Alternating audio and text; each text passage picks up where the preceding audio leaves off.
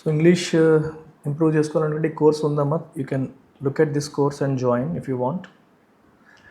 And the most important thing that I want to convey to you is bank infinity course.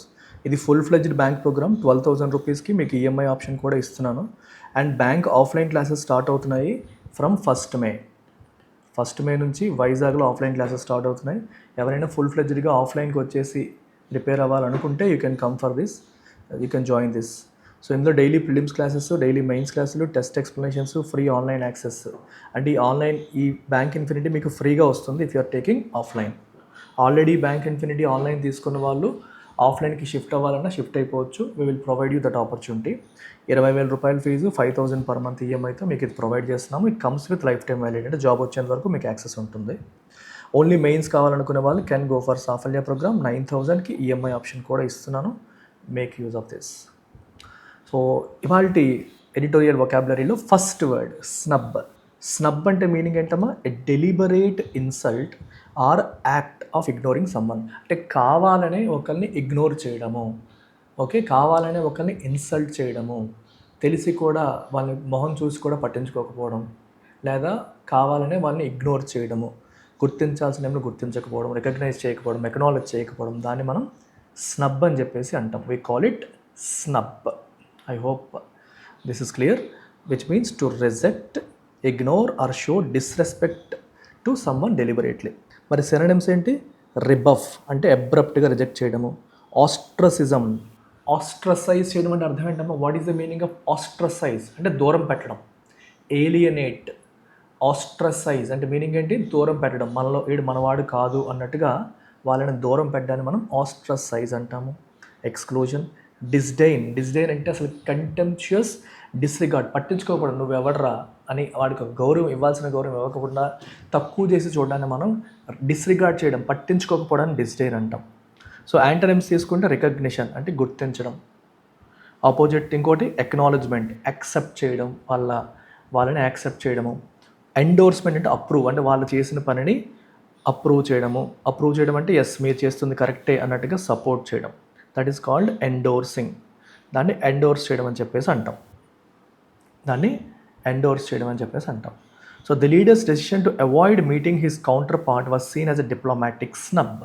ఆ leader తన counterpart అంటే అర్థం ఏంటమ్మా? ఒక దేశానికి ప్రధానమంత్రి అనుకోండి, ఆయన కౌంటర్ పార్ట్ ఎవరు? వేరే దేశం యొక్క ప్రధానమంత్రి. ఆయన కలవకుండా డెసిషన్ టు అవాయిడ్ మీటింగ్, అతన్ని కలవకూడదనే నిర్ణయం ఏదైతే తీసుకున్నారో it was seen as a diplomatic step. డిప్లొమాటిక్గా అతను ఇగ్నోర్ చేస్తున్నాడని మనం అర్థం చేసుకోవాలి. Second word of the day hegemony. Hegemony అంటే అర్థం ఏంటమ్మా? Dominance or leadership of one country over or group over others.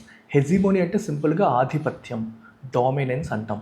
ఒక కంట్రీస్ ఎకనామిక్ హెజిమోనీ అన్నాం అనుకోండి, ఆర్థిక పరంగా వాళ్ళ హెజిమోనీ అంటే వాళ్ళ యొక్క డామినెన్స్ అనే మీనింగ్ మనకు వస్తుంది.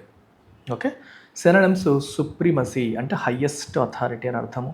ప్రిడామినెన్స్ అంటే గ్రేటర్ ఇన్ఫ్లుయెన్స్ అని అర్థము. సావరెన్ ఏంటంటే ఫుల్ కంట్రోల్. ఇవన్నీ మనం సినోనిమ్స్గా తీసుకోవచ్చు. యాంటనిమ్స్ వచ్చేసరికి సబ్జుగేషన్ అంటే వేరే వాళ్ళ డామినేషన్లో ఉండిపోవడం, అంటే లొంగిపోవడం. You are under someone else's domination. Inferiority అంటే లోవర్ స్టేటస్ అని భావించడము. వీక్నెస్, ల్యాక్ ఆఫ్ పవర్, ఇవన్నీ దీనికి యాంటనిమ్స్గా మనం చెప్తాం. The economic hegemony of superpowers often shapes global trade policies. So economic hegemony అంటే ఏంటి? ఇప్పుడు చైనా, అమెరికా ఇట్లాంటి పెద్ద పెద్ద కంట్రీస్ యొక్క ఎకనామిక్ హెజిమోనీ అంటే ఆర్థికంగా వాళ్ళకున్న ఆధిపత్యం, డామినెన్స్, అది గ్లోబల్ ట్రేడ్ పాలసీస్ని షేప్ చేస్తుంది. ప్రపంచవ్యాప్తంగా ఎక్స్పోర్ట్ ఇంపోర్ట్ పాలసీస్ని అవి డిటర్మైన్ చేస్తాయి, షేప్ చేస్తాయి అని అర్థం. చూస్తున్న వాళ్ళు మర్చిపోకుండా లైక్ చేయండి అమ్మా. అడ్వొకసీ అంటే public support or recommendation of a particular cause or policy. If I'm an advocate of animal welfare అంటే యానిమల్స్ని బాగా చూడాలి అని నేను కోరుకుంటున్నాను, that is my advocacy. Advocacy అనేది నౌన్, ఇది నౌన్ ఫామ్. దీని వర్బ్ ఫామ్ ఏంటమ్మా? అడ్వొకేట్. ఇది వర్బ్ ఫామ్. అడ్వొకేట్ అంటే to publicly recommend or publicly support something. To publicly support or publicly recommend something అనే మీనింగ్ వస్తుంది. ఓకే. మరి దీనికి సినోనిమ్స్ ఏంటి? ఎండోర్స్మెంట్ అంటే ఫార్మల్గా సపోర్ట్ చేయడము, ప్రమోషన్, పబ్లిక్గా దాన్ని ఎంకరేజ్ చేయడము. ఛాంపియన్ అంటే ఫైటింగ్ ఫర్ ఎ కాజ్, ఒక కాజ్ కోసం ఫైట్ చేయడం. యువర్ అ ఛాంపియన్ అంటే క్రికెట్లో ఛాంపియను, స్పోర్ట్స్లో ఛాంపియను, ఈ మీనింగ్ మనకు తెలుసు. కానీ ఛాంపియన్కి ఇంకో మీనింగ్ ఉంది. ఛాంపియన్ అంటే ఒక కాజ్ కోసం ఫైట్ చేయడం, ఒక అంశాన్ని సపోర్ట్ చేయడం. I'm a champion of gender equality అంటే ఆడ మగ సమానంగా ఉండాలనే విషయానికి నేను సపోర్ట్ చేస్తున్నాను. I'm an advocate of gender equality అన్న సేమ్ మీనింగే వస్తుంది. యాంటోనిమ్స్ అపోజిషన్, రెసిస్ట్ చేయడం. క్రిటిసిజం అంటే విమర్శించడం, మీరు చేస్తున్న తప్పు అనడం. డిట్రాక్షన్, బిలిటిలింగ్ ఆర్ అపోజింగ్ ఏ కాజ్ అంటే కాజ్ని అపోజ్ చేయడం. బిలిటిల్ అంటే తక్కువ చేయడం. బిలిటిల్ చేయడం అంటే అర్థం ఏంటమ్మా, తక్కువ చేయడం, అవమానించడం లేదా అపోజ్ చేయడం. దానికి ఆపోజిట్ వర్డ్స్ కింద చెప్పొచ్చు. His advocacy for sustainable development has influenced many global policies. Sustainable డెవలప్మెంట్కి ఆయన ఇచ్చిన అడ్వొకసీ లేదా సపోర్ట్ అనేది మెనీ గ్లోబల్ పాలసీస్ని ఇన్ఫ్లుయెన్స్ చేసింది. It is influenced many global policies. Repatriation is a noun, the process of returning someone to their home country. Repatriation అంటే meaning అంటే ఒకరిని the process of returning someone అంటే వాళ్ళ కంట్రీస్కి పంపించడం. For example Sheikh Hasina, Bangladesh ex prime minister, తను ఇప్పుడు ఇండియాలో ఉంది, తన్ని మళ్ళీ మనం బంగ్లాదేశ్కి పంపించేసాం అనుకోండి, దట్ ఈస్ రీపాట్రియేషన్. అలాగే విజయ్ మాల్యా ఇండియన్, తను ఎక్కడున్నాడు, యూకేలో ఉన్నాడు, యూకే వాళ్ళు విజయ్ మాల్యాని ఇండియాకి పంపించేస్తే దాన్ని రీపాట్రియేషన్ అంటాం. సో సినోనిమ్స్ రెస్టిట్యూషన్ అంటే restoring someone or something, restore చేయడం, ఇంతకుముందు ఎలా ఉందో ఆ స్థితికి తీసుకురావడం. రీఇంటిగ్రేషన్, రీఎంటరింగ్ సొసైటీ, మళ్ళీ సొసైటీలోకి వాళ్ళని కలపడం. Resettlement, being placed back into one's హోమ్ల్యాండ్కి మళ్ళీ తీసుకురావడం. ఆపోజిట్ ఎక్సైల్ అంటే ఫార్మల్గా ఫోర్స్డ్ రిమూవల్, బలవంతంగా రిమూవ్ చేయడం, పంపించేయడం.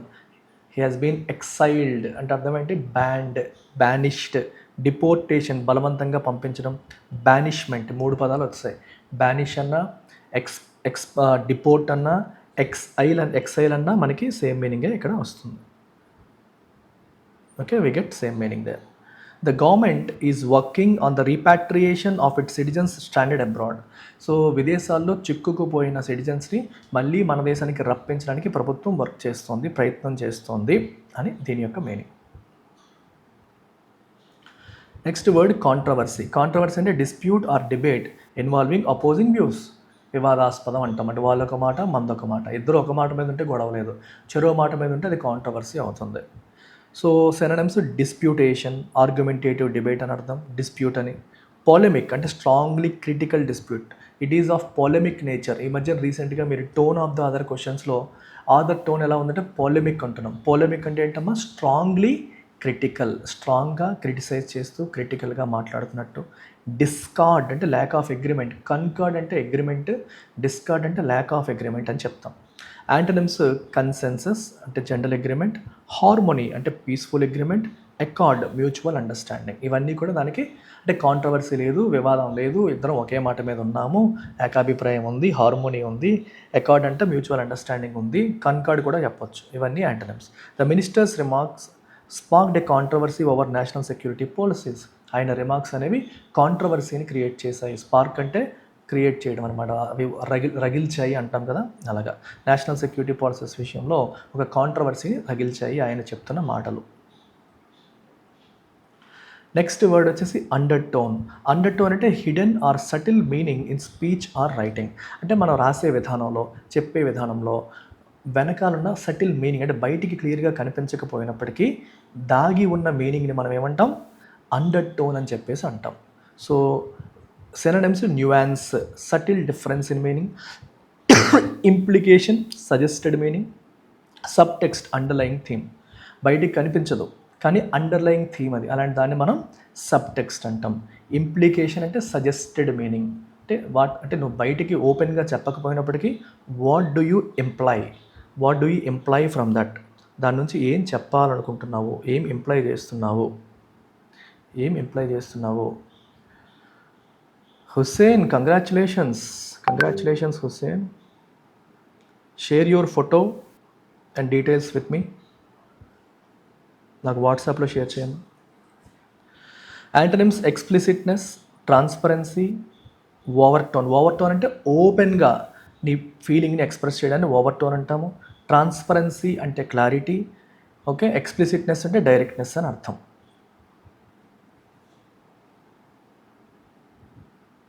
ఎక్స్ప్లిసిట్నెస్ అంటే అర్థం ఏంటమ్మా? డైరెక్ట్నెస్ అని అర్థం. His speech had an undertone of criticism despite its diplomatic tone. So డిప్లొమాటిక్గా మాట్లాడుతున్నప్పటికీ ఆయన స్పీచ్లో ఎక్కడో ఒక అండర్ టోన్ ఆఫ్ క్రిటిసిజం ఉంది, ఎక్కడో చిన్న క్రిటిసిజం ఉన్నట్టుగా మనకి కనిపిస్తుంది. అంటే జస్ట్ క్రిటిసైజింగ్ టోన్లోనే ఆయన మాట్లాడారు. అండర్ టోన్ అంటే something that is not overt, అంటే ఓపెన్గా ఉండదు, బట్ అండర్లయింగ్, లోపల ఎక్కడో ఆ టోన్లో వెళ్తుందని అర్థం. Next guardian. గార్డియన్ అంటే person or entity that protects something. Guardian అంటే ఎవరమ్మా? Protector. A person or entity that protects something is called guardian. Protect చేసేవాళ్ళు. Custodian, caretaker of something valuable. Sentinel, watchful protector. Steward, responsible overseer. Steward అంటే ఏంటమ్మా? Responsible, బాధ్యత తీసుకొని మొత్తం overseas చేసే వాళ్ళని, పర్యవేక్షించే వాళ్ళని స్టీవార్డ్ అంటాం. సెంటినెల్ అంటే వాచ్ఫుల్గా మనల్ని చూస్తూ మనల్ని ప్రొటెక్ట్ చేసే వాళ్ళని సెంటినెల్ అంటాం. కస్టోడియన్ అంటే కేర్ టేకర్ అనే మీనింగ్ వస్తుంది. ఆపోజిట్ ఏమవుతుంది? ఇంట్రూడర్. అంటే ఇక్కడ అనాథరైజ్డ్ ఇన్వైడర్ని ఇంట్రూడర్ అంటారు. అంటే ఆథరైజేషన్ లేదు కానీ తను వచ్చేసాడు, లోపలికి వచ్చేస్తున్నాడు, అట్లాంటి వాడిని ఇంట్రూజర్ అంటాము. అడ్వర్సరీ అంటే అపోనెంట్, శత్రువు. డెస్ట్రాయర్ అంటే డిస్ట్రక్షన్ కాజ్ చేసేవాళ్ళు. గార్డియన్ అంటే ప్రొటెక్టర్ కదా, సో డెస్ట్రాయర్ అనేది యాంటనిమ్ అవుతుంది అనమాట. The constitution is often regarded as the guardian of fundamental rights. Fundamental రైట్స్కి గార్డియన్గా మనం దేన్ని చెప్తాము? కాన్స్టిట్యూషన్ని మనం చెప్తాము. We regard constitution as a guardian of fundamental rights. Next word provocation. Provocation అంటే మీనింగ్ ఏంటి? An action or statement intended to incite reaction.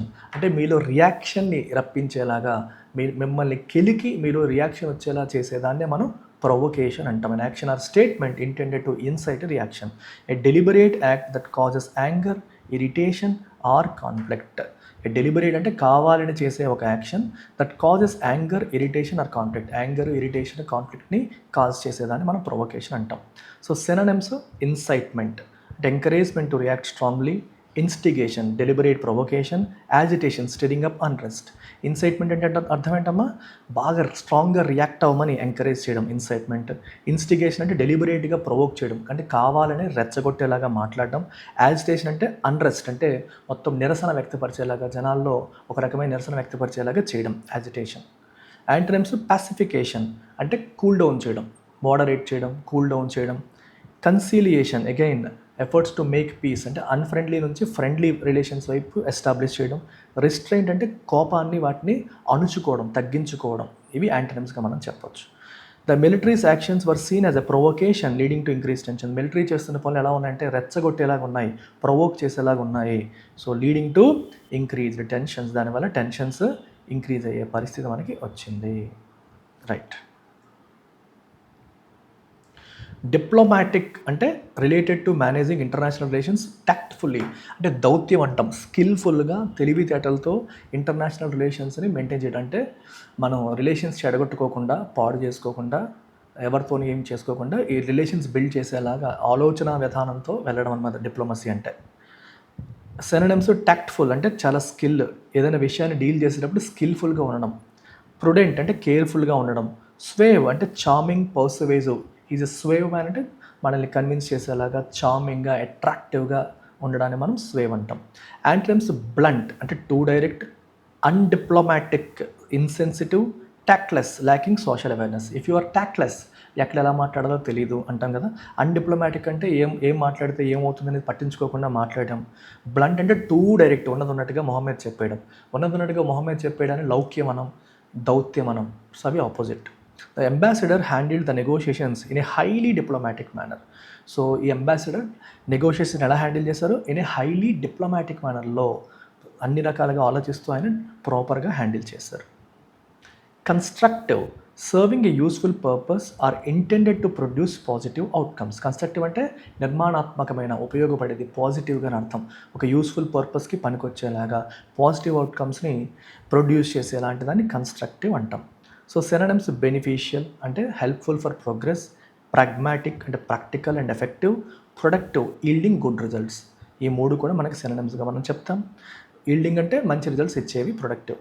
Antonyms: destructive damage cause చేసేది, కౌంటర్ ప్రొడక్టివ్ నెగిటివ్ ఎఫెక్ట్స్ని ప్రొడ్యూస్ చేసేది, ఫ్యూటైల్ అంటే useless, unhelpful. It's a futile exercise అంటే దానివల్ల ఏ ఉపయోగం లేదు అంటాం. The discussion was constructive leading to meaningful policy changes.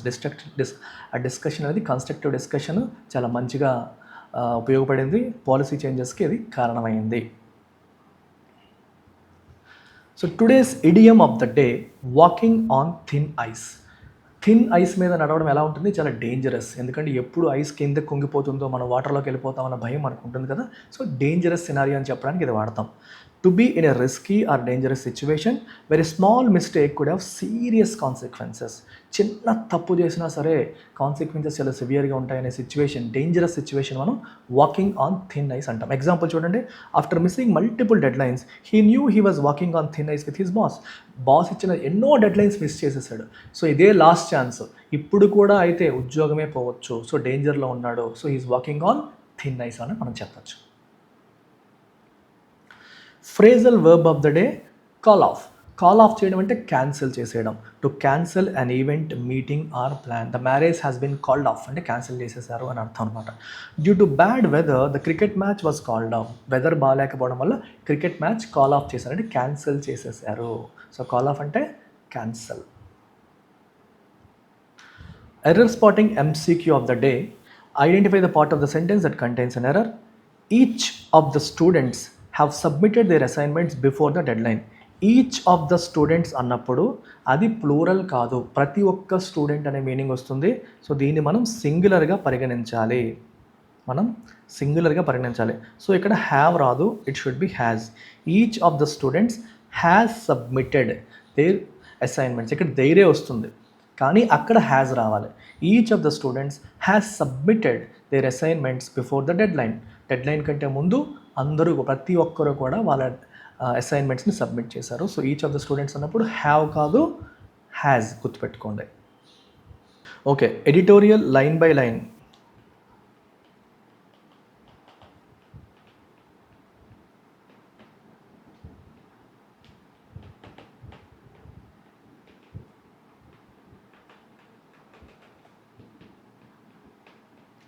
LTX IAS classes ఛానల్లో మీకు లైన్ బై లైన్ అనాలిసిస్ కనిపిస్తుంది. You can subscribe to that channel and watch line by line analysis plus RC, high level RC మరియు line by line analysis అనేది మన IAS ఛానల్లో చేస్తున్నాము. So bank ఛానల్లో we're covering editorial vocabulary. Okay, 2 అయిపోయాయి, check చేసుకోండి. అది రోజు మార్నింగ్ 8:30కి జరుగుతుంది.